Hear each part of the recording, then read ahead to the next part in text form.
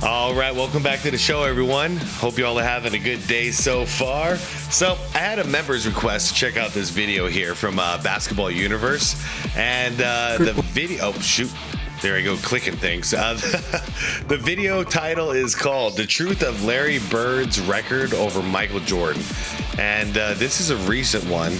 Yeah, well, actually, it came out about 3 weeks ago, so not that recent, but pretty recent. I haven't seen it yet.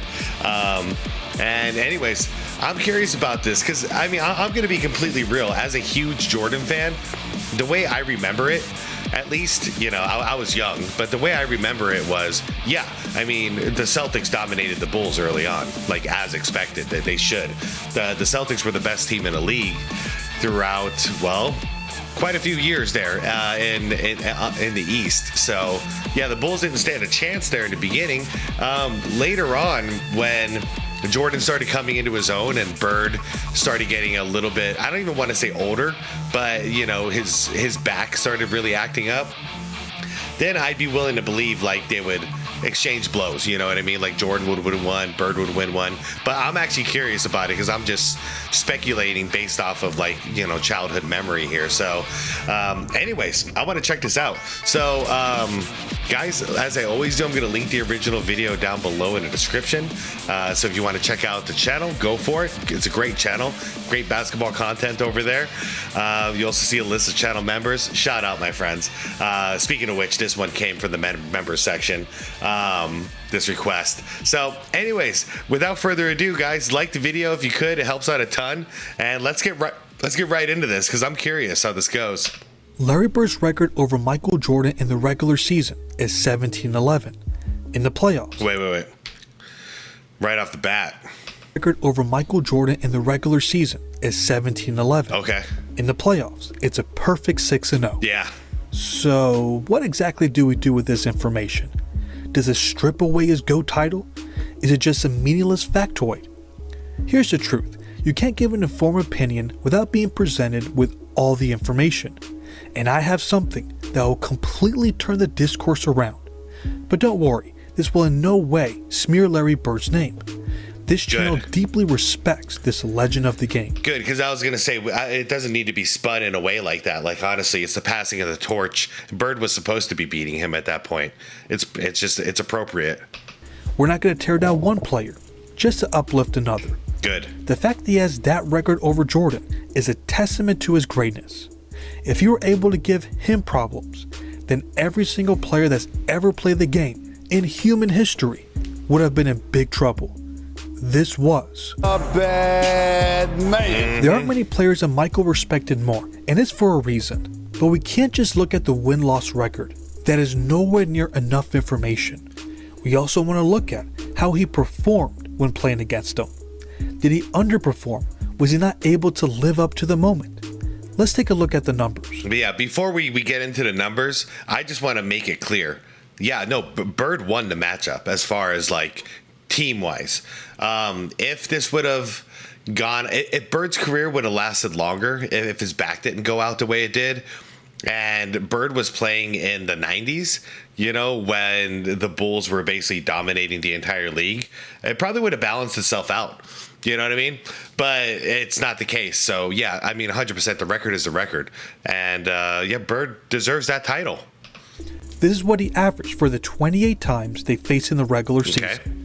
33.5 points on over 50% shooting, 6.1 rebounds, 5.8 assists, 2.7 steals, and 1.1 blocks per game.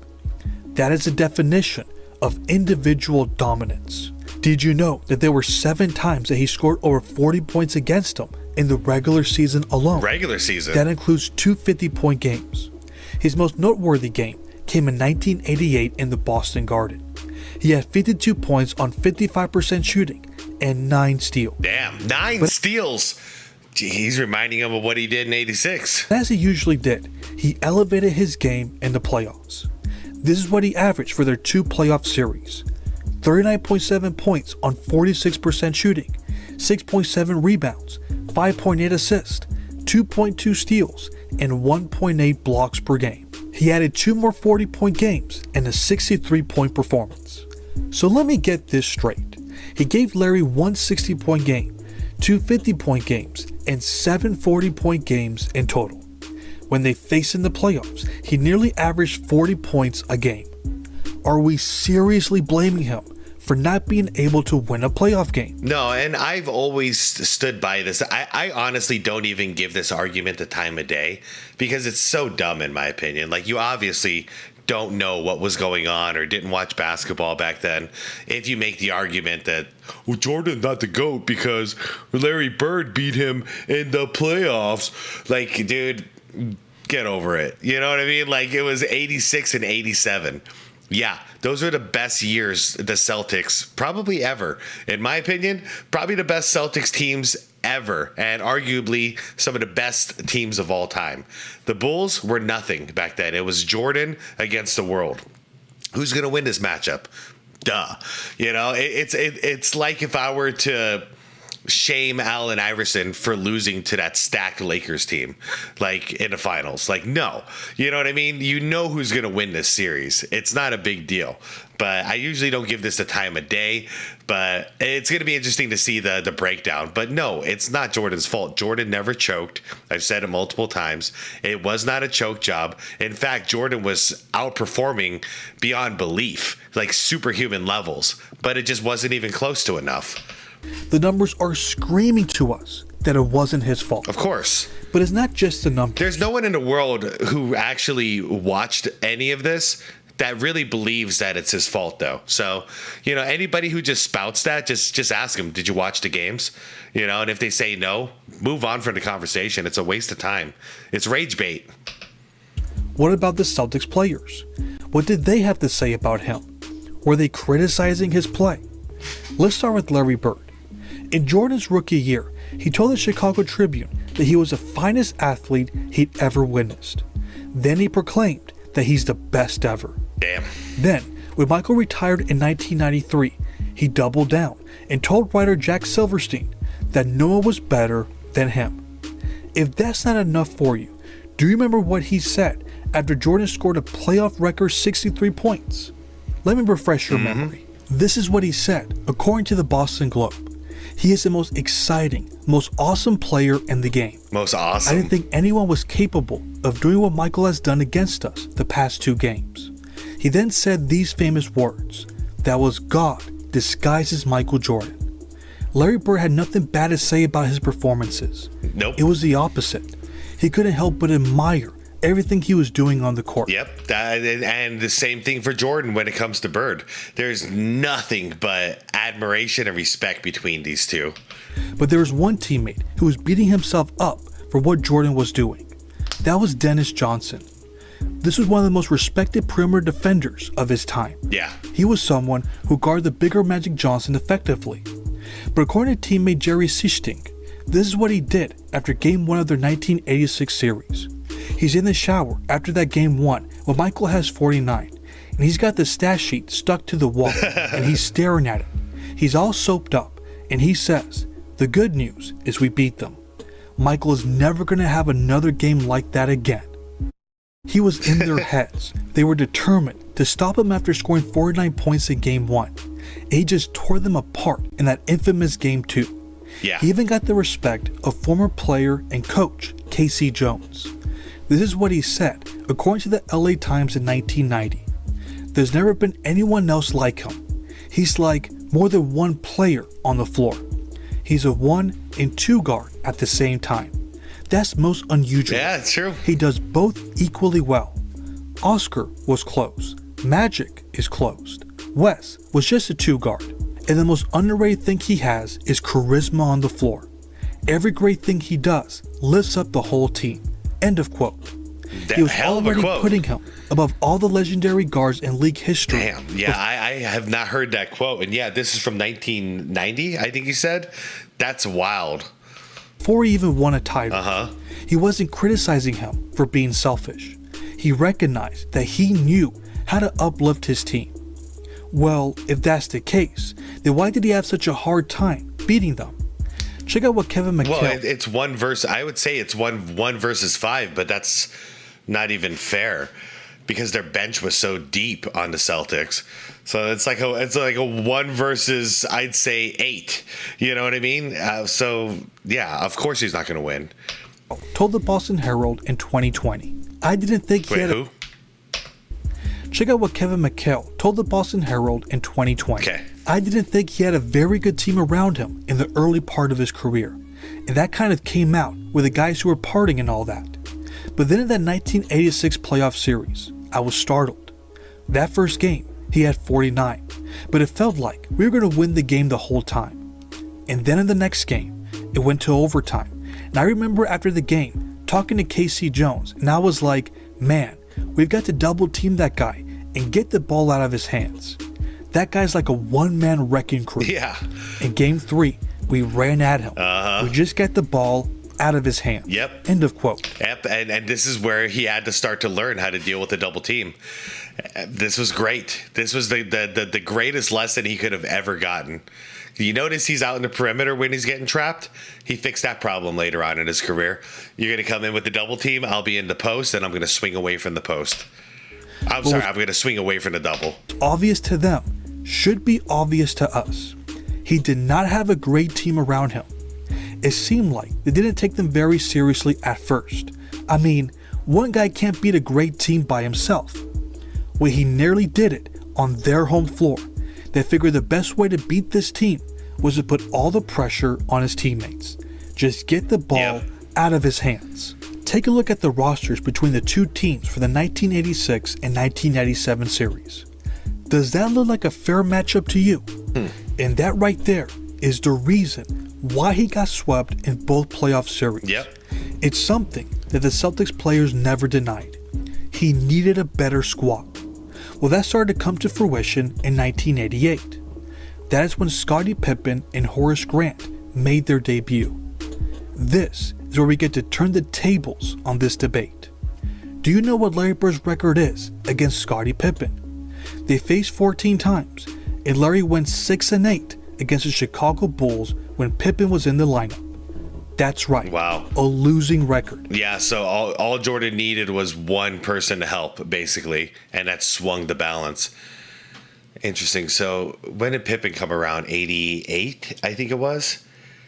And then Bird's back, I think, went out around 89, 90, 89. It's hard to remember all these dates now, but it does kind of make sense because Bird did slow down. And it wasn't so much that Bird slowed down, it's that he couldn't be that monstrously consistent like he used to be, you know? His back was really hurting. This shouldn't be a surprise. Larry Bird also had a lot of respect for Scottie. He mentioned that he and Michael Cooper gave him the most problems. Then you add the length and versatility of Horace Grant. Their athleticism and never-ending energy gave this team problems. Of course, that record should also come with context. Larry Bird, Kevin McHale, Dennis Johnson, and Robert Parrish were all past their prime. It makes perfect sense that an aging team had trouble keeping up with a talented, young team like the Bulls. I mean, the whole thing makes sense in my mind. The Celtics in their prime versus a young Michael Jordan without experience, plus a horrible team. Yeah, of course, Celtics are going to dominate that situation. But then you got a aging, old Celtics team with a Larry Bird who's got a bad back and all that. Yeah, Jordan's got help now, and Jordan's matured and learned at this point. Makes perfect sense Jordan's winning these games. Let's be fair and make this honest statement. When Larry was at his best version and his team was at their full strength in 1986, Michael was not at his best and his team was extremely underwhelming. When Jordan was at his best and his team was at full strength in 1992, Larry was on his way out and his team was nowhere near the same as their championship years. It wasn't just Bird who was injured too. Kevin McHale busted up his foot in a pursuit of an NBA championship that unfortunately they didn't get. But he messed himself up for the rest of his career. Though they won 51 games that season. But in the Bulls' 3 victories against the Celtics in 1992, the Bulls won by an average of 21.7 points per game. Listen, I'm all about keeping the same energy. If we're counting those defeats against Jordan during his younger years when he didn't have a squad, then why are we not saying anything about what happened after the Bulls drafted Scotty and Horace? If it doesn't count for Bird, then we should apply the same courtesy to MJ. The reason why is that the people who are spouting out this nonsense have no idea what happened. No idea. They're just repeating stuff that like Nick Wright said. But this false narrative paints a picture that Jordan couldn't beat the great players and teams of the 80s. Again, they don't present all the facts. His record against Magic Johnson in the regular season is 7-6. If we include their finals matchup, it's an overall record of 11-7. Wow. He averaged 30.2 points on 48% shooting, 6.8 assists, 6.6 rebounds, and 2.2 steals per game. That's actually surprising because the Lakers stayed dominant longer than the Celtics did. His record against Moses Malone is 20-18. Wow. He averaged 29.1 points on 53% shooting, 6.3 assists, 5.5 rebounds, and 2.5 steals per game against a Moses Malone-led team. That's two of the best players in the 80s. Jordan has a winning record against them, and he performed at the highest level.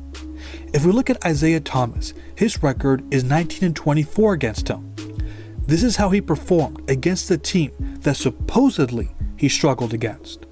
He averaged 31.6 points on 48% shooting, 6.2 rebounds, 5.5 assists, and 2.3 steals per game. He had a 61-point game against him and a 59-point game. Does that sound like a guy who struggled against the stars of the 1980s? But check out what he did against the bad boy Pistons with Scottie Pippen. The record is 15-17. They were neck and neck. Wow. And that's considering that his teammates weren't all-star caliber players in the 80s. Yeah, it's true. I mean, in 90, they lost, well, in a 7-game series. So they only lost one there. And the following year, they swept them. So it kind of balances out for what the Pistons did to them earlier on. If they were the 90s version, the records tell us that they would have given every single one of those 80s teams problems. Yeah, The way the Celtics were dominating people in the mid 80s, the Bulls would have been doing the same thing to all these guys in the 2000s. I'm sorry, in the 90s. The issue at hand is that there are too many detractors who are focusing way too much on what Jordan didn't do in his first 2 full seasons. Let's not forget that Michael only played 18 games in 1986, and he was coming off the bench for 11 of those games. It would have been nice if he had the luxury of playing with Hall of Fame centers like Kareem Abdul-Jabbar and Robert Parrish during that time, but that wasn't the situation that he came into. The only way they were going to succeed in those 3 years was by Michael winning games by himself. During the 80s, that was a game plan that wasn't going to get you far, no matter how great that player was. You could take it from me, or the 2 people who covered the 1987 series. After the Bulls were swept for the 2nd consecutive year, this is what the play-by-play reporter said. Too much Celtic talent, too much Celtic experience. 100%. For a Bulls team lacking in both areas. This was common knowledge during this time. What you hear from the Jordan detractors today is revisionist history. Don't buy into it. He was going to get judged properly once he was part of a legitimate team. By the way, I think that's part of the reason why Doug Collins got fired. I know it's because he didn't want to embrace the triangle. But also, I mean, it goes hand in hand with not embracing the triangle. I always believed, basically, he was running Jordan into the ground. You know what I mean? He was basically just, his strategy was give Jordan the ball, everybody else get the hell out of the way, and we'll be okay. That was all he was, it's all it seemed like he was doing. Not trying to disrespect Doug or anything, but it really felt that way. And it kind of felt that way again when he was coaching Washington. So I think it was more of a decision of, we're not going to win with this hero ball type of thing. So we need a coach to discourage this and encourage more of a team atmosphere. Once that happened, he couldn't stop winning. That's why many people agree with what Larry Bird said, that he's the greatest ever. But what about you all? How would you defend Jordan's record against Larry Bird? I wouldn't. Do you think it should count against him? Let me know in the comments. Thanks for watching. Yeah, great video. Great video. I learned a lot in this one, actually. How would I defend it? I would not. I'll just be realistic about it. Yeah, Bird beat the Bulls in the playoffs 2 years in a row. Not taking anything away from anybody here. It is what it is. It's fact. You know what I mean? But to me, it's the beginning of Jordan's journey. You know what I mean? I recently watched the movie Billy Madison, and it's been a while, right? Funny ass movie, but the dumbest freaking movie. I mean, one of the dumbest movies I've ever seen, ever. And there are certain parts in there that have aged so poorly, like all the singing sections where he just for some reason like somebody randomly bursts into a song, and it's not a short song, it's a long song, and it's really weird watching back now. Does that take away from his entire career because his first movie was a little weird and awkward? No. You know what I mean? That's his journey. Next thing you know, Happy Gilmore, Waterboy, you know what I mean? And he hits his stride. So I never judge anybody for what happens in their first couple of years in the NBA. No way. You know, that's not, I mean, to me, that's not fair. The young man is still developing. I mean, even you guys know I am not a LeBron James fan. In the beginning, his first couple of years, though, I was going, okay, give him a pass. He's young. You know, I was giving him the same treatment. It's all about the evolution, you know, of a human being. Not, you know, you're not supposed to just like show up and be the best right off the bat. If that was the case, then your competition was probably pretty weak if you're able to do that. Like, that should not happen without experience. And in order to gain experience, you have to lose. In order to learn how to win, you have to learn how to lose. So this was Jordan learning how to lose in order to learn how to win. And it didn't take that long, you guys. 84 to 90. After that, it was all winning, moving on. So yeah, just to answer the question, that's how I deal with this thing. It's like, yeah, of course Bird won. You know, whenever somebody ever brings this up, I'm like, by the way, did you ever watch the series? You know, what was going on with Jordan in 86? Nobody knows the answers to these questions when you ask them, because the only people who are spouting out this nonsense are people who have no idea what was actually happening during that time. They don't even know if Larry Bird's good or not. You know what I mean? But yeah, if I ask him, like, well, what was going on with Jordan that year? And then I tell him, yeah, you know, he only played like 16 or 17 games because he was coming off an injury and he wasn't even supposed to be back, but he forced his way back in. You know, he was on a minutes restriction and all that. So that's going to be his greatest failure? Cool. I'm sure he would take it and be like, yeah, cool, I'll take that as my greatest failure. Like, screw it. You know, he exceeded expectations is what was really going on. So I take nothing away from either of them. Jordan went out there on an individual level and showed the entire world, enjoy winning while you can, because it's coming. You know, once I get a little bit of help, it's over, because I'm a maniac. And take nothing away from the Celtics, that was one of the greatest teams of all time right there. You know, they should be winning. Absolutely, they should be winning in the first freaking round. If not, then it would be a completely different story, and it would be a stain on Bird's legacy. But that's not the case. Anyways, you guys, let me know what you guys think. This is one of it was a great video. So what I'm saying is, I'm not like criticizing the video. I'm just criticizing this argument, you know, of using this against Jordan's legacy for whatever reason. Because for me, like, this is just part of the journey. So yeah, let me know what you guys think about it. How do you guys deal with it? Do you get mad when somebody brings that one up, or do you just like say it straight? You know, like, yeah, of course Bird won.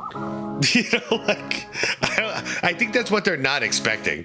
You know what I mean? Like the trolls. So it's like, yeah, of course Bird won. What do you expect in 86? You know what I mean? Like, I don't know. Anyways, you guys, let me know what you thought. I'll see y'all in the comments. Thanks for watching. Like the video if you liked it. Subscribe to the channel if you want more content like this. And most importantly, it's to be water, my friends.